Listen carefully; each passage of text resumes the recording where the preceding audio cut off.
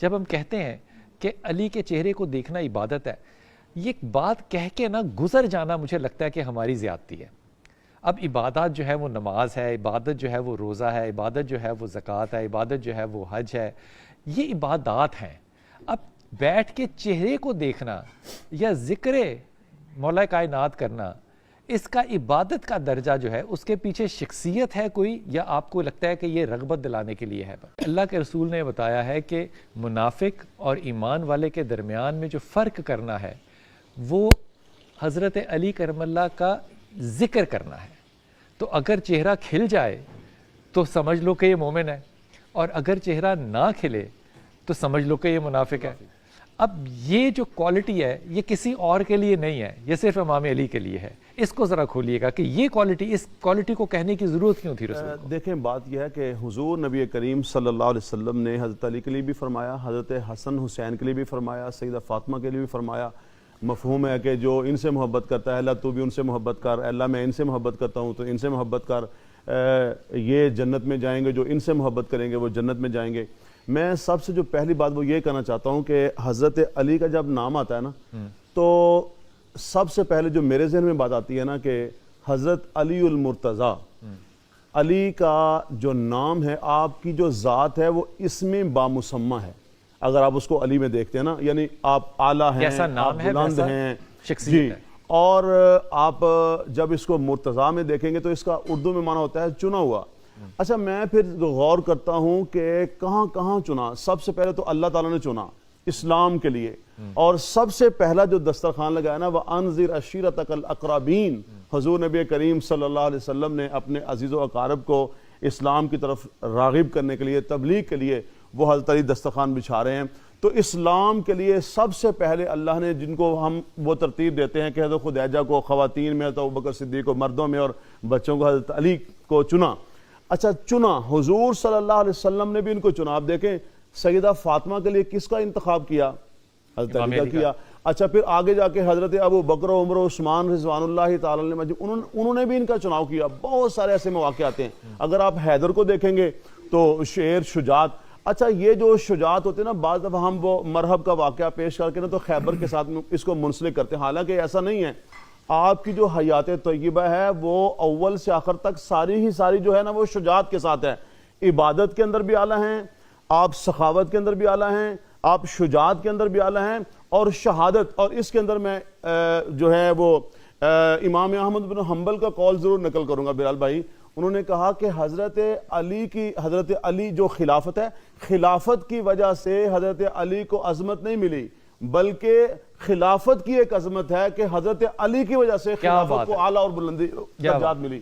تو جب ہم ان کے دیکھتے ہیں نا کہ اس میں بامسمہ حضرت علی کو، تو بہت سارے اس کے اوپر واقعات پیش کیے جا سکتے ہیں، قرآن پاک کی آیات کا جو مفہوم ہے، احادیث مبارکہ پیش کی جا سکتی ہیں۔ تو اس میں تو کوئی دوسری رائے ہی نہیں ہے کہ جناب حضرت علی کی دیکھیں، حضرت علی کی محبت کیوں ہے؟ حضور صلی اللہ علیہ وسلم کی وجہ سے۔ تو کون ایسا مسلمان ہوگا دنیا میں جو کہے کہ میں مسلمان بھی ہوں اور حضور کا امتی بھی کہلائے اور پھر حضرت علی کے بارے میں وہ بغض رکھے؟ یہ ہو ہی نہیں سکتا۔ اگر یہ بات جو ہے یہ بالکل سچ ہے، اس پہ ظاہر ہے کوئی دو رائے نہیں ہو سکتی، لیکن پھر اللہ کے رسول کو یہ کہنا کیوں پڑ گیا؟ کیا واقعی مسلمان ایسے تھے جو ذکر علی سے ان کے چہرے اتر جائیں؟ بسم اللہ الرحمن الرحیم۔ بلال بھائی، جو سیدنا علی المرتضیٰ کا معاملہ ہے، میں سمجھتا ہوں کہ نبی کریم صلی اللہ علیہ وسلم نے رغبت دلانے کے لیے یہ باتیں فرمائی ہیں۔ اچھا، اور حضرت علی المرتضیٰ کا مقام صحابہ کو بھی پتہ تھا، کیونکہ حضور نے بارہا یہ ارشاد فرمایا کہ علی کی طرف دیکھنا عبادت ہے۔ ابھی چہرہ کا نہیں کہا، علی کا پاؤں دیکھنا بھی عبادت ہے، علی کا چہرہ دیکھنا بھی عبادت ہے، علی کا ذکر کرنا بھی عبادت ہے۔ جب یہ تمام تر چیزیں میرے آقا علیہ الصلوۃ والسلام فرما چکے تو میں سمجھتا ہوں کہ کسی کے دل کے اندر علی کا بغض نہیں ہو سکتا۔ جو فرمایا گیا ہے وہ مزید محبت کو بڑھانے کے لیے میں سمجھتا ہوں کہ کہا گیا ہے، اور اگر کسی ذہن میں، کسی دل میں ایسی کوئی بات ہو بھی تو اس کو بھی مٹا دیا گیا ہے کہ علی کا ذکر عبادت ہے، علی کا چہرہ دیکھنا عبادت ہے، علی کی طرف دیکھنا عبادت ہے۔ اور سیدنا علی المرتضیٰ کو یہ تمام تر جو حیثیتیں حاصل ہوئی ہیں، اس کی اگر بنیاد دیکھیں تو 1 سال کے بچے کو نبی کریم صلی اللہ علیہ وسلم اپنے گھر لے آتے ہیں. تمام تر تربیت میرے آقا علیہ الصلوۃ والسلام کے گھر میں حضرت علی المرتضیٰ کی ہوئی اور اماں ختیجہ کی اور اماں ختیجہ الکبریٰ کی. اور حضرت علی المرتضیٰ سے نبی کریم صلی اللہ علیہ وسلم بڑی محبت کی باتیں بھی کر لیتے تھے. آپ نے ایک دن پوچھا کہ علی، چونکہ معروف یہ واقعہ ہے کہ آپ جب پیدا ہوئے تو آنکھیں نہیں کھولتے تھے، تو آپ نے پوچھا کہ علی کیا بات ہے، تم آنکھیں نہیں کھولتے تھے؟ تو آپ نے اچھا ویسے پوچھنے والی بات ہے نہیں بچے سے، جی واقعی بات ہے کہ بچے کو کیا پتا کہ میں اس وقت کیا کر رہا انلیس کہ بچے کو عالم ارواح کا بھی پتا ہو. جی بالکل ہاں؟ بالکل. کیا لیکن اس کا مطلب یہ ہے کہ علی المرتضیٰ وہ جانتے تھے اور پوچھنے والے کو پتہ تھا کہ ان کو علم ہے، یہ ہم لوگوں کو بتانے کے لیے. کیا بات. تو حضرت علی المرتضیٰ نے عرض کی کہ اللہ کے حبیب، میں یہ چاہتا تھا کہ جب میری نظر اٹھے تو چہرہ مصطفیٰ پر پڑے. تو یہ علی المرتضیٰ کا کمال ہے، یہ ان کی محبت ہے، حضور علیہ الصلوۃ والسلام سے ان کی الفت ہے. اور حضور نے بارہا کئی مقام پر ان کے بارے میں کلمات خیر فرمائے، اور صحابہ کرام نے ان تمام تر چیزوں پر آمنا و صدقنا کہا اور ان کو ساری عمر اپنے پلے باندھ کے رکھا. حضرت علی المرتضیٰ کرم اللہ وجہ الکریم وہ ذات ستوتہ صفات ہیں کہ آپ نے جو جنگوں میں حصہ لیا. اگر یہی اسی جگہ پر آپ آ جائیں کہ خیبر کا میدان ہے، بدر کا میدان ہے، 313 مسلمان ہیں اور 1000 کے قریب وہاں پر کفار ہیں. اور اگر قرآن کو ساتھ ملا لیا جائے تو قرآن کہتا ہے کہ 5000 فرشتے بھی تھے. 5000 فرشتے اور 313 یہ مجاہدین، اور علی المرتضیٰ کی تلوار چلی تو 70 ٹوٹل مرے، 70 مرے کفار کے، اور ان میں سے 30 علی المرتضیٰ نے مارے. باقی فرشتوں اور جو باقی صحابہ ہیں ان کا حساب آپ کر لیں کہ 30 تو حضرت علی نے مارے ہیں، 35 کی جو روایت ہے. باقی کا آپ حساب کر لیں کہ باقیوں کے قاتل. اچھا اس میں ایک اور بات بھی ہمیشہ ذکر ضرور کیا کریں کہ وہ جب 35 مارے، اس میں بڑی خوبصورت آپ نے بات بتائی کہ وہ امام علی کرم اللہ جو ہے وہ کبھی جاتے تھے اور لڑتے تھے، وہاں قتل کر کے واپس آتے تھے، پھر رسول پاک صلی اللہ علیہ وسلم کو دیکھتے تھے کہ یہ ٹھیک ہیں، یہاں پہ حفاظت ٹھیک ہو رہی ہے، پھر واپس جاتے تھے.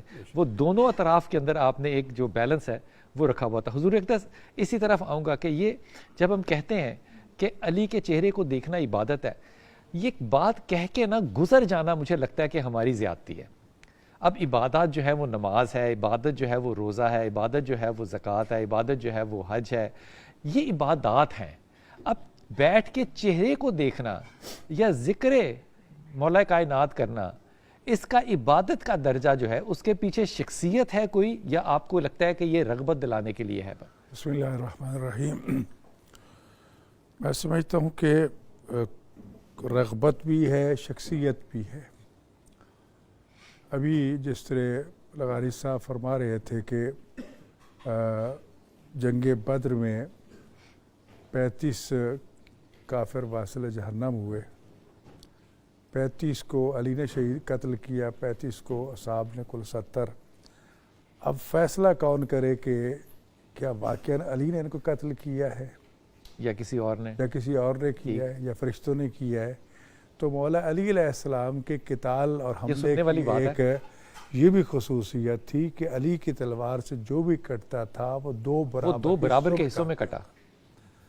اس کو بسا اوقات تول کے بھی دیکھا گیا تو رتی بھر کا بھی فرق نہیں آیا، جس سے علی کے مقتولوں کو پہچاننا آسان تھا کہ اس کو علی نے قتل کیا ہے یا کسی اور نے. بالکل.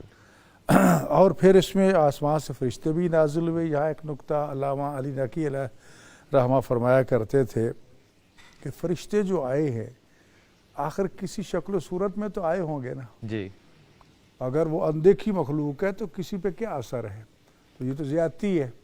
تو فرمایا کہ یقیناً آنے والا کسی بزدل کی شکل میں تو نہیں آئے گا، وہ آئے گا تو کسی ایسے کی شکل میں آئے گا کہ جس کو دیکھ کر لوگ ڈرتے ہوں.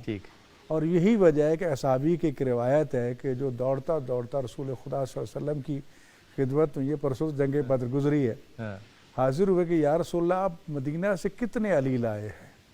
میں میمنہ میں دیکھتا ہوں تو علی ہے، میسرہ میں علی ہے، مرکز میں علی ہے، ہر طرف علی نظر آتے ہیں. فرمایا تھے میں تو ایک ہی علی لے کر آیا ہوں. تو کہنے لگی جدھر نظر پڑتی ہے علی نظر آتے ہیں. تو یہاں دو توجیحات بیان کی.